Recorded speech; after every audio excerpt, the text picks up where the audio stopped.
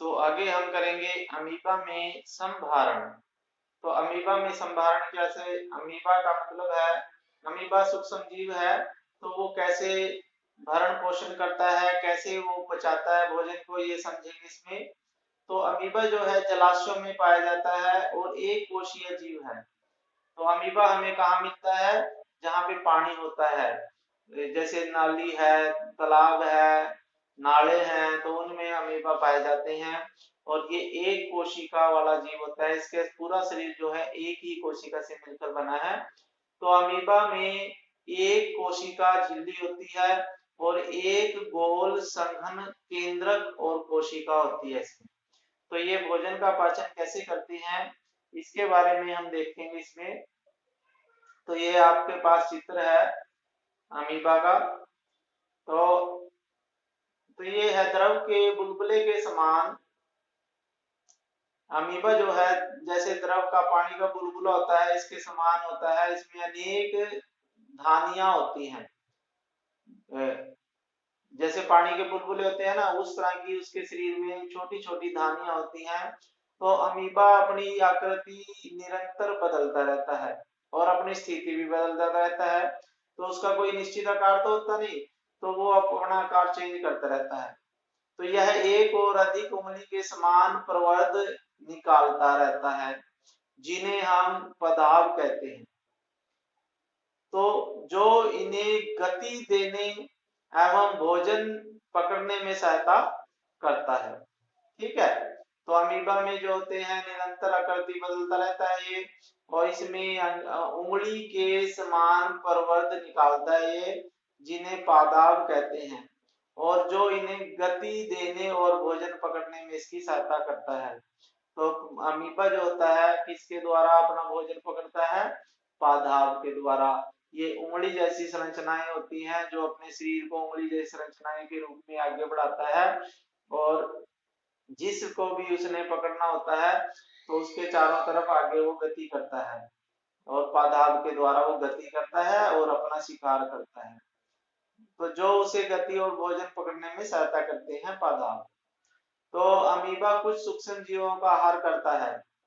तो जब भी अमीबा को भोजन का आभास होता है, उसको ऐसा लगता है कि मेरे आसपास भोजन है, तो वह खाद्य कणों के चारों ओर पादाव विकसित करके उसे निगल लेता है, और खाद्य पदार्थ उसकी खाद्य धानी में फंस जाता है। ठीक है, तो जैसे आपको चित्र में दिखाया है, अब ये देखो पादाव है ये अमीबा का चित्र है, और इसमें ये देखो आपके पास ये भोजन है जैसे, तो भोजन के चार दोनों तरफ ये क्या कर लिया, उंगली जैसी संरचनाएं बना ली है इसने, और इसको चारों तरफ से घेर के, जिस तरह ये इधर भी इसने घेरा हुआ है इसको, तो चारों तरफ से घेर के ये अपने भोजन को अपने शरीर के किसी भी भाग से अपने शरीर में भोजन को ले जाता है। ठीक है, फिर उसके बाद है आपके पास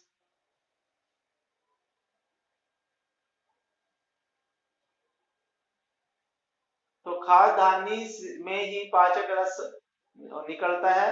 तो खाद्यान्नी के अंदर जब भी वो अपने भोजन को पकड़ लेता है, ले आता है, तो वहीं पे पाचक रस होता है, और ये खाद्य पदार्थ पर क्रिया करके उसे धीरे धीरे सरल पदार्थों में बदल देता है, और पचा हुआ भोजन धीरे धीरे वो अवशोषित कर लेता है, और अवशोषित पदार्थ जो है वो अमीबा की वृद्धि, रख रखाव और गुणन में उसका उपयोग कर लेता है, और बिना पचा हुआ भोजन जो होता है वो शरीर के कहीं से भी बाहर निकाल लेता है। ठीक है, क्योंकि उसका ना तो मुंह है और ना ही उसका मल द्वार है, तो वो शरीर से कहीं से भी भोजन को अंदर करता है, खाता है, पचाता है, अवशोषित करता है, और कहीं से भी वो भोजन को शरीर से बाहर निकाल लेता है। तो भोजन के पाचन का आधारभूत प्रक्रम सभी प्राणियों में समान है, जिसमें खाद्य पदार्थ सरल पदार्थों में परिवर्तित किए जाते हैं वह एवं ऊर्जा मुक्त होती है। तो अगले अध्याय में आप आंत्र द्वारा अवशोषित खाद्य पदार्थों का शरीर के अन्य भागों में स्थानांतरण के विषय में पढ़ेंगे। तो इस लेसन में इतना ही था कि विभिन्न प्रकार के जंतु कैसे भोजन को अंदर ले जाते हैं शरीर के और कैसे उसका अवशोषण करते हैं, कैसे निष्कासन करते हैं।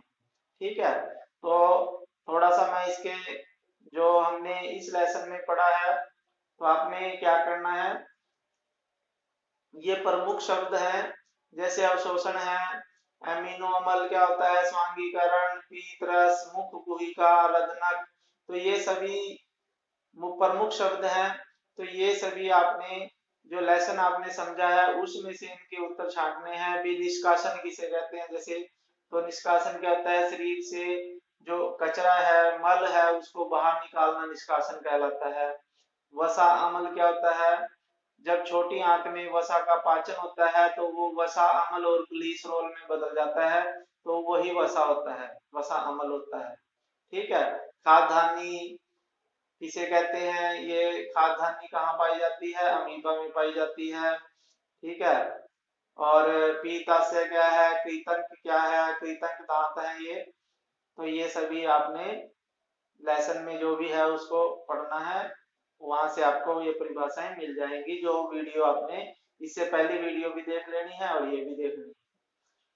तो इससे पहले 2 वीडियो मैंने बना चुका हूँ। तो उसके बाद आपके पास आपने क्या सीखा, तो इन परिभाषाओं के उत्तर आपको इनमें से मिल जाएंगे।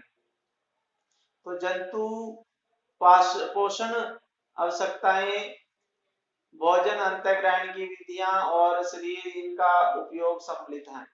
तो जंतु पोषण में क्या क्या होता है, एक तो जंतु पोषण में आवश्यकताएं हैं, भोजन अंतःग्रहण की विधियां और शरीर में इनका उपयोग, ये सारे जंतु पोषण कहलाता है। फिर आहार नाल, आहार नाल देखो क्या क्या किस किस चीज से मिलकर बना है आहार नाल। तो इसमें देखो आहार नाल,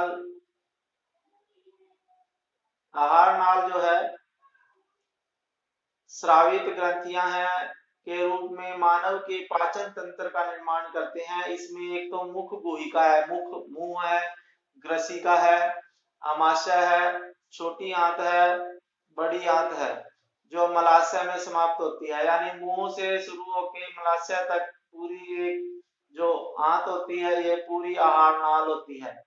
और इसमें पाचक रस हुए होते हैं। पाचक रस निकालने के लिए जो ग्रंथियां हैं, लाला ग्रंथि, यकृत, अग्नाशय, आमाशय, छोटी आंत और बड़ी आंत, तो ये सभी पाचक रस निकालती हैं। ठीक है, तो ये आहार नाल है सारी।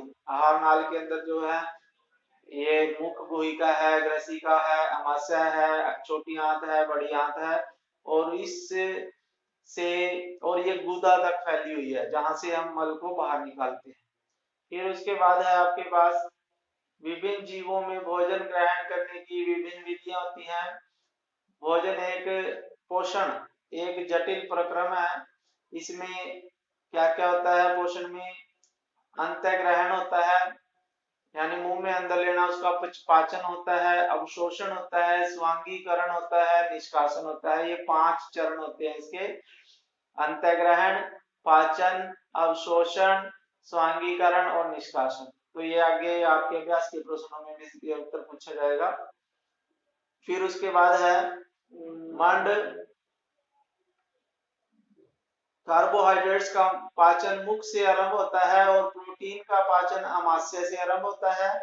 और यकृत द्वारा स्रावित पीत, आमाशय, अग्नाशय से अग्नाशी स्राव और छोटी आंत और बड़ी आंत द्वारा स्रावित पाचक रस की क्रिया से भोजन के सभी घटकों का पाचन क्षुद्रांत्र में पूरा होता है।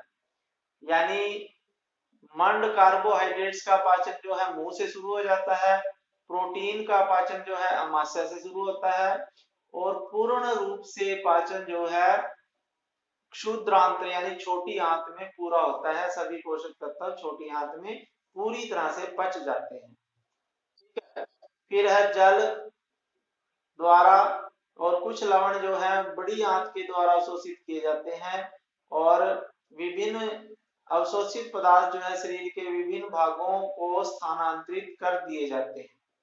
जल और लवण जो है बड़ी आंत अवशोषित करती है। फिर बिना पचा हुआ भोजन होता है, जो अपशिष्ट पदार्थ होते हैं उनका अवशोषण नहीं होता जिस चीज का, तो वो मल के रूप में गुदा द्वारा शरीर से बाहर निकाल दिया जाता है, जिसे हम क्या कहते हैं, निष्कासन कहते हैं। ठीक है, तो इसे हम निष्कासन कहते हैं। तो अगली वीडियो में मैं इसके अभ्यास के प्रश्न कराऊंगा। ठीक है, आगे भी है थोड़ा सा ये। तो गाय भैंस है, हिरण है, ये घास खाने वाले जंतु जो होते हैं इन्हें रोमथी या रूमिनेंट कहते हैं। ये पत्तियों का अंतर्ग्रहण तीव्रता से करके इन्हें निगल जाते हैं और रूमन में भंडारित कर लेते हैं। उनके पेट में होता है रूमन, थैली होती है। कुछ अंतराल के बाद पुनः मुख में आ जाता है और पशु धीरे धीरे जुगाली करके उसे चबाते हैं। अमीबा में भोजन का अंतर्ग्रहण पादाप की सहायता से होता है और उसका पाचन खाद्यान्नी में होता है। ठीक है बच्चों, फिर उसके बाद आपके पास अभ्यास के प्रश्न है। तो अभ्यास के प्रश्न मैं अगली वीडियो में कराऊंगा, स्पेशल एक वीडियो अभ्यास के प्रश्नों की बनेगी। तो अगर आपको ये वीडियो अच्छी लगी है तो आपने क्या करना है, इसको लाइक करना है, इस चैनल को सब्सक्राइब कर देना है, और इस जो घंटी वाला आइकॉन आप देखते हो, घंटी आपको जहां दिखाई दे उसको दबाना है। पहले सब्सक्राइब करना है, फिर घंटी आती है उसको दबाना है, तो अपने आप ही आपके पास जब भी मैं वीडियो बनाऊंगा वो पहुंच जाएगी, और इससे आप अपने तैयारी करेंगे क्लास की। ठीक है, ओके, थैंक यू, जय हिंद।